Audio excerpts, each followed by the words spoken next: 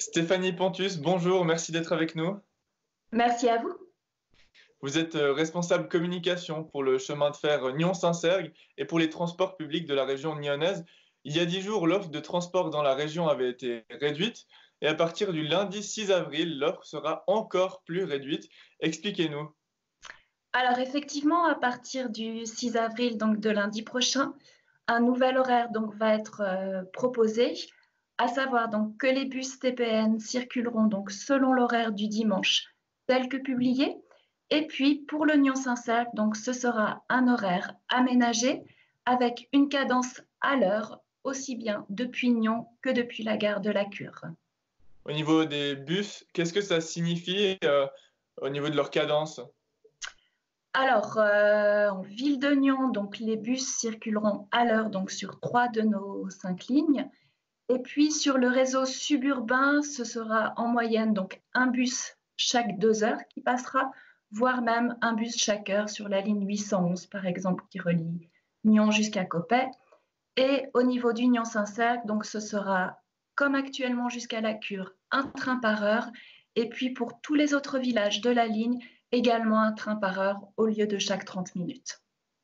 Pourquoi ces restrictions supplémentaires et ne pas être resté au service précédent? Alors, bien évidemment, pour des raisons de fréquentation.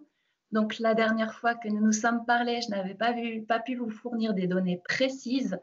Et là, les chiffres que nous avons donc, montrent clairement une chute drastique de la fréquentation. Et les comptages qui ont été récemment faits donc, révèlent à peu près une chute de fréquentation de 80-85%. Oui, ça veut dire quoi? Ça veut dire que les transports sont pratiquement vides.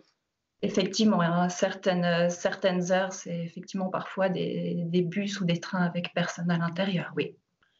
Au niveau des employés, des chauffeurs notamment, qui doivent continuer à assurer ce travail au quotidien et à braver la pandémie, avez-vous eu des plaintes, des retours de leur part? Alors, je crois qu'il faut d'abord vraiment souligner et saluer la loyauté de tous nos collaborateurs qui poursuivent leur mission et leur activité.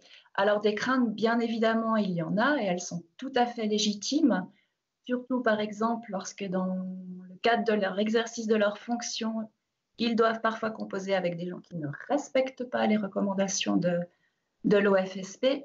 Et puis justement, toutes ces mesures de réduction de l'horaire que nous mettons en place visent aussi bien évidemment à les préserver et à les protéger. Par exemple, au niveau du Nyon-Saint-Cergue, le fait que nous aménagions ce nouvel horaire permettra à nos mécaniciens de locomotives de garder le même train pendant tout leur service et de ne pas devoir changer de cabine et de poste de conduite. Effectivement. Et puis ils sont moins nombreux à travailler, ces chauffeurs notamment, tout le personnel administratif aussi. Comment est-ce que c'est géré? J'imagine que il y a une demande au chômage partiel, par exemple. Alors, ce genre de choses, comme d'ailleurs toutes les mesures d'allègement de l'horaire, en fait, donc comme la RHT va l'être aussi, c'est des choses qui sont coordonnées donc au niveau cantonal, national et vraiment pour l'ensemble de la branche des transports publics. Et bien évidemment, oui, c'est quelque chose sur lequel on travaille actuellement, oui. Donc les employés n'ont pas à s'inquiéter. Pour finir, est-ce que d'autres limitations euh, pourraient être envisagées par la suite encore?